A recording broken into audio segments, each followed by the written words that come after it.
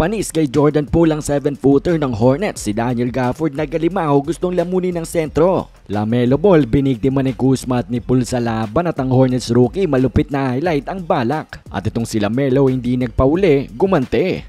Wizards vs Hornets, tuyang rebuilding teams maghaharap ngayong araw. Let's see kung ano mangyari dito. Well, sa first quarter natin, 10-0 start para sa home team na Wizards kasama itong grabing high floater ni Jordan Poole. Panis nga ang 7-footer. Mainit nga ang opensa ng Washington sa umpisa mga idol at ang Hornets naman ay kabaliktaran. 1-4-6 sila sa laban kaya naman umangat na by 12 points ang home team. Timeout nga ang Hornets dito matapos ng magandang play ni Jordan Poole kay Daniel Gafford. At after the timeout nga ay bumawi naman ang Charlotte dito ng kanilang own run para makadikit sa Wizards. 10-2 yan mga idol para maging 19-15 ang score natin. Washington naman ang napa-timeout. At sa pagtatapos ng quarter natin ay dikit na lang ang dalawang koponan. 27-22 ang score lamang ang home team. Second quarter natin, second unit ng Washington bumawi sa Hornets at umangat muli sila mga idol by double digits, 13 points to be exact. At dahil nga yan sa mainit na outside shooting nila, 41% at timeout muli ang visiting team. Umabot pa nga sa 16 points ang lamang nila mga idol pero dahil nga sa laki ng mga 7-footers netong Hornets, nababa nila ito sa 10. Pero pagpasok nga ni Daniel Gafford, depensa at opensa ang ginawa. 2 blocks in a row ang ginawa mga idol and then showtime mode pa sila ni Jordan Poole. No look alley-oop dunk. Gusto pa nga dito lamunin si Nick Richards.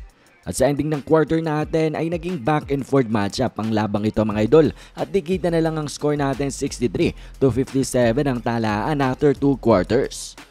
At para naman sa ating third quarter, back and forth ang dalawang kupunan at itong rookie ng Hornets gustong gawing highlight si Daniel Gafford.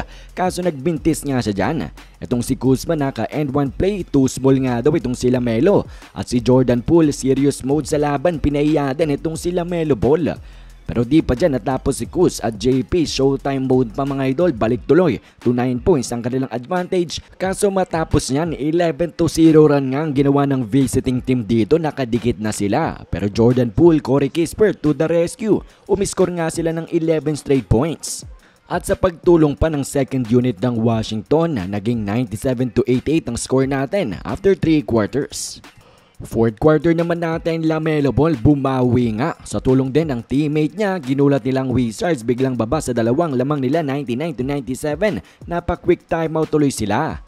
Pero buti na lang nakabawi ang Wizards dito at medyo nakalayo sila sa lumalapit na Hornets at grabing posterizer pang ginawa dito ni Daniel Gafford. Balik tuloy sa 10 lamang nila 109-99. Kaso, grabing bawi nga ang ginawa nila LaMelo dito mga idol, 11-0 run to finally take the lead 110-109 with 4 minutes left. And then nagtulungan pa nga itong si LaMelo pati na rin si Hayward para nga humawak na ng 5-point lead over the home team. At yan na nga ang naging susi nila sa labang ito para manalo.